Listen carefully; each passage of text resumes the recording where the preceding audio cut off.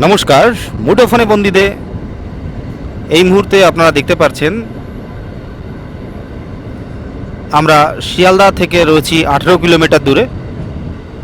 আর আমাদের সামনের দিকে যে স্টেশনটি অর্থাৎ শিয়ালদার দিকে আমরা ডাউন লাইন ধরে এগোচ্ছি এবং ডাউন লাইন দিয়ে এগোনোর ফলে আমাদের পরবর্তী স্টেশন হচ্ছে মধ্যমগ্রাম, যেখানে 3টি লাইন রয়েছে অর্থাৎ 3টি রেল ট্র্যাকের পাশাপাশি 3টি প্ল্যাটফর্মও রয়েছে।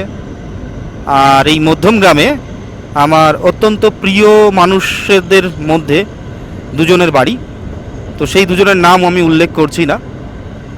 তো যাই হোক, আপনারা দেখতে পাচ্ছেন ভোরবেলার রেলপথ আর পরবর্তী স্টেশন মধ্যমগ্রাম।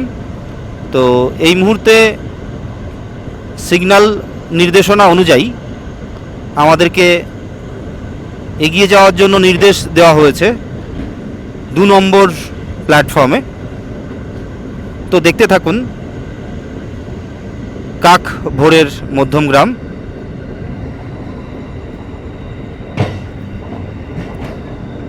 আর এই মধ্যমগ্রাম থেকেই কিন্তু সরাসরি সড়ক পথে চলে যাওয়া যায় ওদিকে শিয়ালদাহ রানাঘাট রুটে সোদপুরে, একদম সুন্দর ঘোলা হয়ে যায়।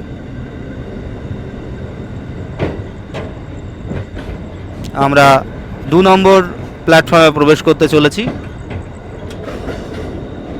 সাধারণত প্যাসেঞ্জার গাড়িগুলোকে কিন্তু খুব কমই নেওয়া হয় এই 2 নম্বর প্ল্যাটফর্মে, তবে এটা যেহেতু কোনো প্যাসেঞ্জার গাড়ি নয় তাই যে কোনো জায়গায় নিতে পারে। এখানে 2টো ট্র্যাপ পয়েন্ট ছিল।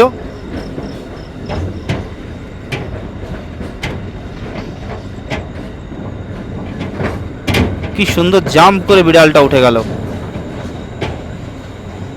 মুঠোফোনে বন্দিতে এই মুহূর্তে আপনারা দেখতে পাচ্ছেন মধ্যমগ্রাম স্টেশন। ভাস্কর বাবুর বাড়ি এখানে।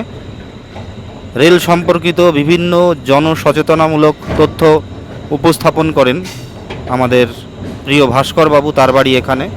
যদিও তিনি আমার থেকে বয়সে অনেক সিনিয়র, কিন্তু আমি তার কার্যক্রমকে যথেষ্ট সম্মান করি, কারণ সম্পূর্ণ নিঃস্বার্থভাবে এই বয়সে এসেও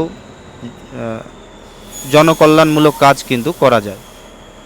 তাই অনেকে যারা ভাবছেন কি হবে করে, তো তারা ভাস্করবাবুর থেকে শিখতে পারেন। তিনি কিন্তু জনকল্যাণমূলক কোনো কাজের বিনিময়ে কোনো অর্থ কারো কাছ থেকে নেন না, বরঞ্চ ভারতীয় রেলের প্ল্যাটফর্ম বলুন, স্টেশনের বিভিন্ন অসুবিধা বলুন, সেগুলো কিন্তু তিনি সরাসরি রেলের কাছে তুলে ধরেন এবং চেষ্টা করেন সেই বিষয়গুলোর যাতে সুরাহা হয়। এই মুহূর্তে আপনারা রয়েছি মুঠোফোনে বন্দিতে আপনারা দেখছেন মধ্যমগ্রাম স্টেশন। আমরা একটু নেমে চারিপাশটা দেখার চেষ্টা করি। তো যাই হোক, এই মুহূর্তে আপনারা দেখতে পাচ্ছেন প্যানেল ইন্টারলকিং কেবিন মধ্যমগ্রাম। আর এই মধ্যমগ্রামটা হলো এমন একটি স্টেশন যেখান থেকে মাথার ওপর দিয়ে অর্থাৎ খোলা যে আকাশ রয়েছে এই আকাশ দিয়ে সব থেকে নিচুতে উড়োজাহাজ দেখা যায় অর্থাৎ এরোপ্লেন। তো এর আগে যখন আমি নিউ বারাকপুরে এসেছি তখন খেয়াল করেছি বিষয়টা, এবং তার আগে পরেও আমার একাধিকবার নজরে এসছে যে একমাত্র মধ্যমগ্রাম থেকেই দেখা যায় সব থেকে সব থেকে কাছ থেকে কিন্তু এরোপ্লেনের নিচটা দেখা যায়, ওপরটা দেখা যায় না, তাহলে তো আকাশে উঠতে হবে।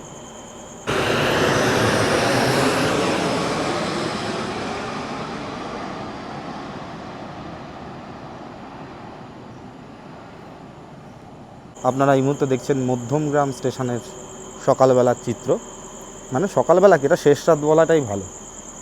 সকালবেলা 4টে বাজলে তখন সকালবেলা বলা যেত, এটা শেষ রাত। দেখতে পাচ্ছেন রেলের বুকিং কাউন্টার ওদিকে রয়েছে এবং বড় একটা ডিসপ্লে বোর্ড লাগানো হয়েছে, সুন্দর। একটু জুম করে দেখানোর চেষ্টা করি। এই যে, আর এখানে নতুন নির্মীয়মান ভবন কিছু একটা হচ্ছে, এবং সেটা কি হচ্ছে যতক্ষণ না হচ্ছে ততক্ষণ তো বলা মুশকিল। তবে এই স্টেশন কিন্তু বিভৎস আগামীতে দারুণ উন্নয়ন হতে চলেছে এই স্টেশনে, মধ্যমগ্রাম স্টেশনে।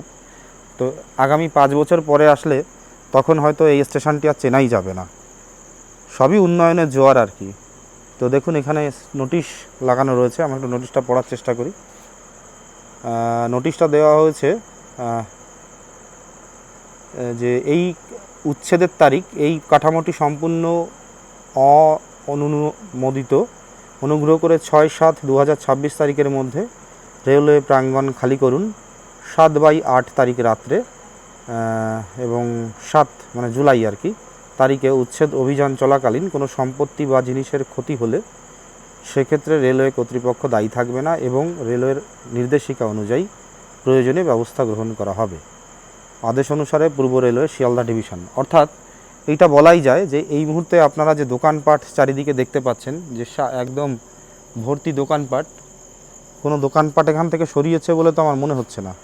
এখানে আবার আরও একটা নোটিশ টানানো রয়েছে, মানে পাশাপাশি নোটিশ দেখুন, উচ্ছেদের নোটিশ ডান পাশে, বাঁ দিকে আবার CITUর নোটিশ লাগানো রয়েছে। হকার আইন, স্ট্রিট ভেন্ডর অ্যাক্ট 2014 মান্যতা দাও, পুনর্বাসন ছাড়া একজন হকারকেও উচ্ছেদ করা চলবে না। হ্যাঁ, তো এই হচ্ছে ব্যাপার। আবার মানে কি বলবো, মানে এই ব্যাপার স্যাপারগুলো চলছে আর কি। তাহলে কোনো জায়গা কি করে উন্নয়ন হবে? আজকে যারা এখানে দোকান মেলে বসে আছে, দেখুন এই মুহূর্তে প্ল্যাটফর্মে কেউ নেই, তাই খুব পরিষ্কারভাবে কথাটা বলা যাচ্ছে। আজকে যারা দখল করে রয়েছেন এই দোকানগুলি, সেই দোকানগুলি যদি ভেঙে না ফেলা হয়, মানে ভেঙে ফেলা ঠিক বলাটা ঠিক না, মানে সরিয়ে না ফেললে নতুন করে সৌন্দর্যায়নে হাত দেওয়া সম্ভবই না। মানে সম্ভবই না। দেখবেন আমাদের বাড়িতে যখন কোনো ফুলের গাছ লাগাই সবুজায়নের লক্ষ্যে, বা এমন কিছু পাতাবাহার গাছও লাগানো হয় যা সুন্দর সবুজ, সেই পাতাবাহার গাছগুলোর আশেপাশে কিন্তু লতা গাছও জন্মায়।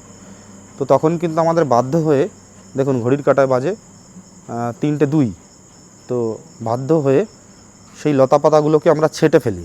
লতা পাতাগুলোকে যদি আমরা ছেঁটে না ফেলি না, তাহলে পরে আমাদের বাড়ির যে সুন্দর ওই যে বনসাই যে গাছগুলি বা ফুলের যে গাছগুলি, সেই গাছগুলো কিন্তু তার সৌন্দর্য পায় না। তো এই যে দোকানগুলি রয়েছে বিশেষ করে, এইটা একটা অবশ্য বোঝা যাচ্ছে এইটা সেই ওয়ান স্টেশন ওয়ান প্রোডাক্ট যে দোকান, সেই দোকান অন্ধকারে দেখছেন। আর সৌন্দর্যায়নের লক্ষ্যে সত্যি কথা বলতে এই সব দোকানপাটগুলো কিন্তু সরিয়ে ফেলাটা অত্যন্ত জরুরি, এটা আমার মনে হয়। তো যাই হোক, প্রত্যেকের মনে হওয়াটা তো এক নাও হতে পারে, মানুষ ভেদে তার বিচার আলাদা হবে, এটাই স্বাভাবিক। এখানে একটা মন্দিরও রয়েছে, শনি মন্দির।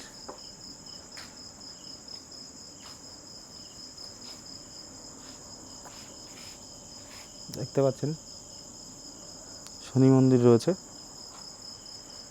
তো এইভাবে গোটা প্ল্যাটফর্মটাই যদি পুরো দোকানে জবরদখল হয়ে থাকে এবং অনুমতিহীনভাবে বেড়ে ওঠে, গজিয়ে ওঠে আর কি, তাহলে পরে সেই জায়গার সৌন্দর্যায়ন কোনো মতেই সম্ভব না।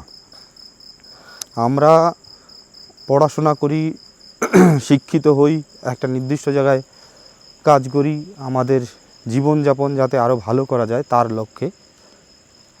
কিন্তু সত্যি কথা বলতে কিছু মানুষ রয়েছেন যারা সেটা করছে না। আমি এটা বলছি না যে যারা এখানে দোকান মেলেছেন তারা সবাই পড়াশোনা জানেন না, এরকম কিছু। অনেকে আছেন পড়াশোনা জানেন, পেটের তাগিদেই তারা এটা করছেন, কিন্তু তাদের অবশ্যই কিন্তু বিকল্প ব্যবস্থা এতদিনে করে নেওয়া উচিত। এবং সত্যি কথা বলতে যখন এই অবৈধ নির্মাণগুলি, যেগুলি ছোট ছোট দোকান রয়েছে, সেই অবৈধ নির্মাণগুলি যখন সরিয়ে ফেলা হবে, তো তারপর থেকে তাদেরকে আর দেখা যাবে না। তো তাদেরকে সেই বিকল্প ব্যবস্থায় আগে থেকেই তাদের যে স্ট্রাকচারগুলো রয়েছে, পরিকাঠামোগুলো রয়েছে, সেই দোকানগুলো সরিয়ে নিয়ে যাওয়া উচিত। তবে জায়গা দেখে মনে হচ্ছে দু একটা দোকান সরিয়ে নিয়েছে।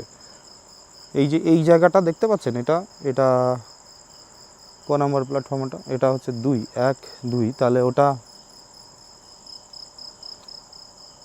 এটা তো 2 নম্বর প্ল্যাটফর্ম, টাপে গাড়ি যায়। ক নাম্বার দেখতে পাচ্ছি না।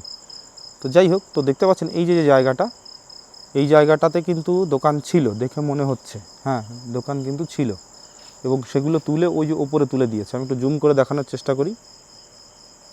এই যে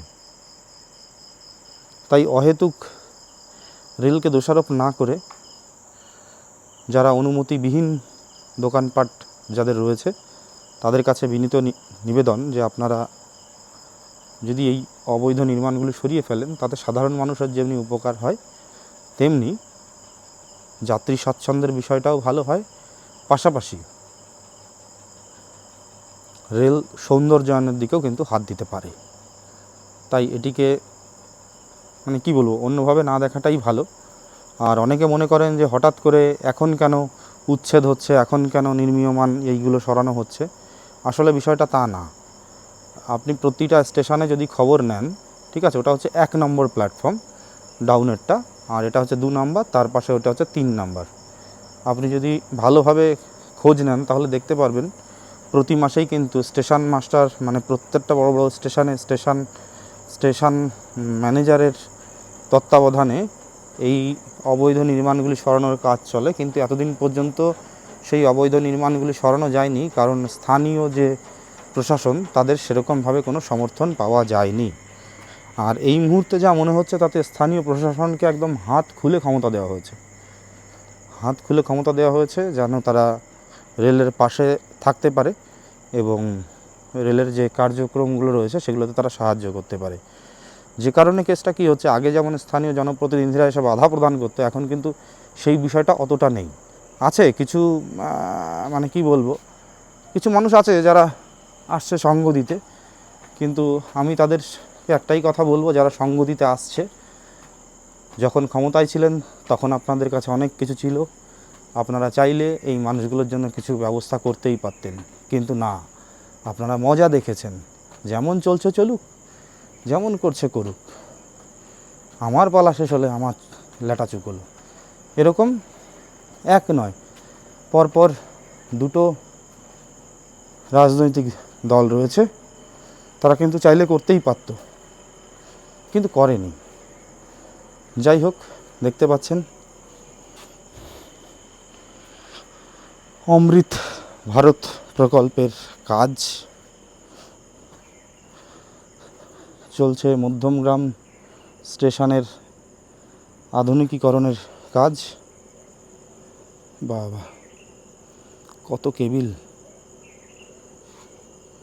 রয়েছে, দাবা দোস্ত হয়েছে একটা বড় বুকিং কাউন্টার, একটু জুম করি, এই যে দেখতে পাচ্ছেন।